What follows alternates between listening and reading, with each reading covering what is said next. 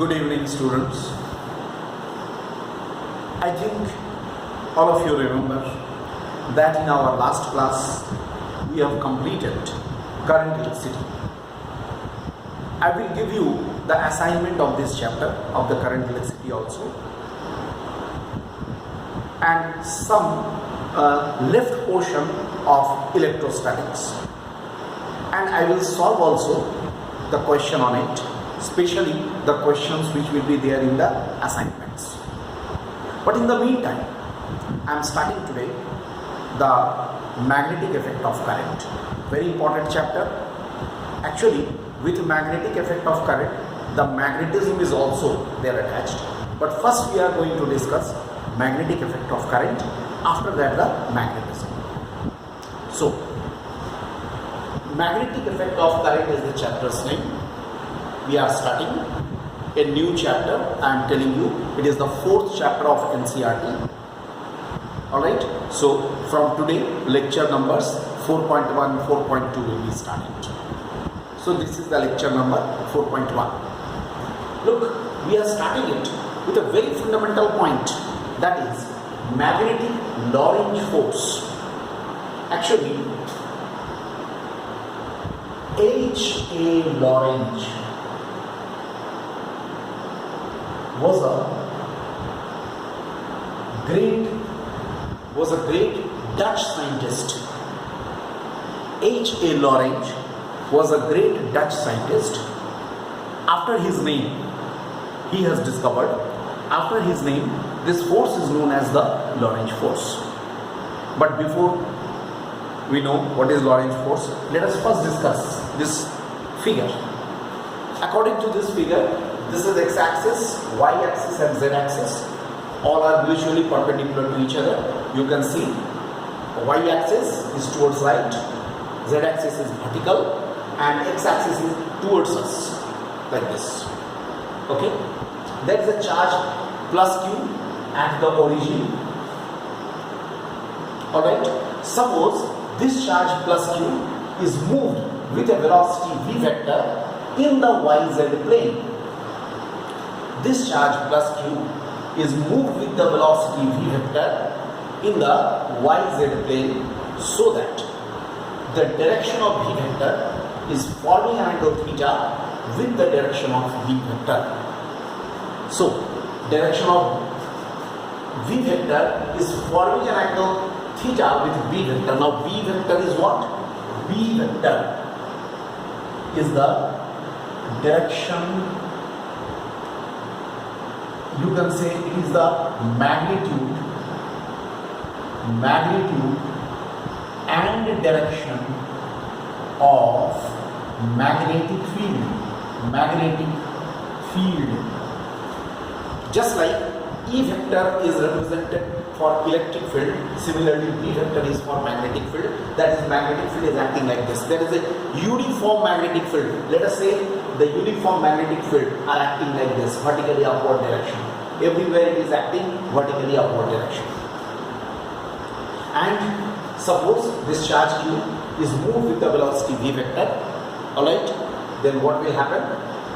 According to H.A. Lorentz, according to the physicist, Dutch physicist H.A. Lorentz, this charge will experience a force that is called magnetic Lorentz force. This will experience a force that is called magnetic Lorentz force. And H.A. Lorentz, he suggested that this magnetic Lorentz force,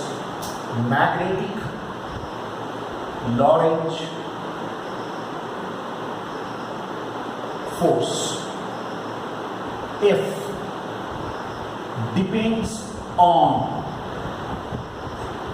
he said, magnetic Lorentz force depends upon following factors. What are the factors? Number 1, Q. You can say Q is the magnitude of the charge. Okay? Magnitude of the charge. Number 2, B. What is this? Magnitude of the field, magnetic field. B is the magnitude of the magnetic field. And number 3, it depends upon V sine theta. What is this? V V sin theta is the component of V vector perpendicular to the direction of B vector. Try to follow me. It is V sin theta in this direction. It is the component of V vector. Obviously, V vector has the two components. One is V cos theta and V sin theta. So V sin theta is what? It is the component of V vector perpendicular to the direction of B vector. What is theta? Theta is the angle between V vector and B vector. He said this depends upon these factors, and not only depends, proportional to, I say directly proportional to what? It depends upon these factors, or you can say it is directly proportional to Q, B and V sin theta. So what we have? We have here F is directly proportional to Q into B into V sin theta. Can we write it? Or we can write F is equal to K is a constant of proportionality, QVB into sin theta. Okay. Here K, that is constant of proportionality, okay, it is taken to be equal to 1. So what we have? F is equal to Q into V into B into sin. Magnitude wise, Q into V into B sin theta. Look, I am getting the expression for magnetic Lorentz force. Magnetic Lorentz force is given by this expression, F is equal to Q into V into B into sin theta. Alright. Now, the important points. A, for theta equal to 0 or pi, sin theta must be 0. So, F is equal to 0. Very clear? Very clear?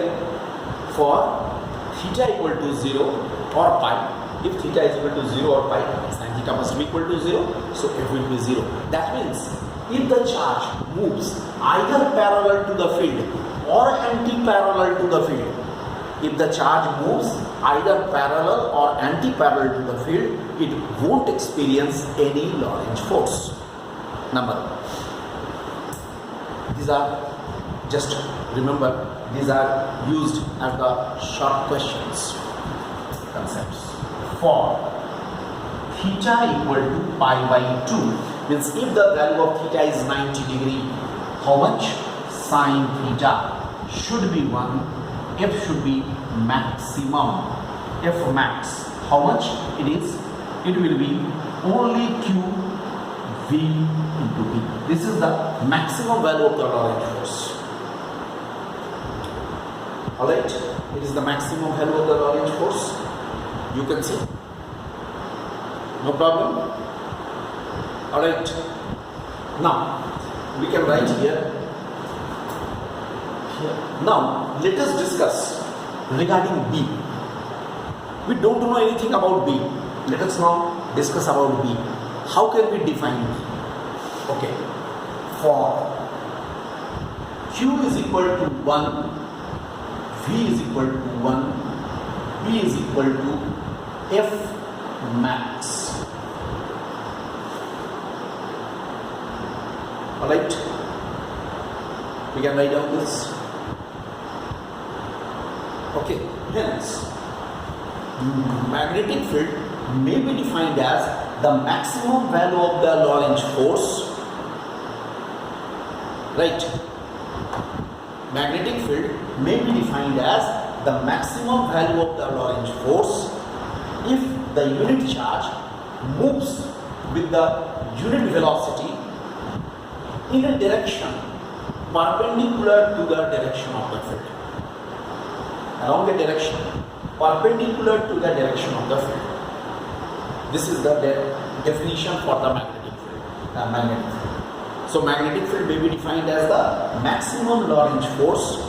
Okay, if it is defined as the maximum Lorentz force, if the unit charge moves with the unit velocity along a direction perpendicular to the direction of the field.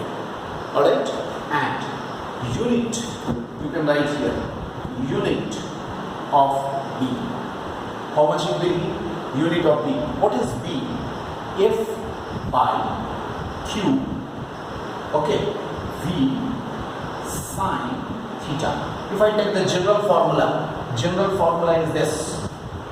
I can take this unit of B. From here I can find out the unit, that is F divided by Q V sine theta. Then what we can write?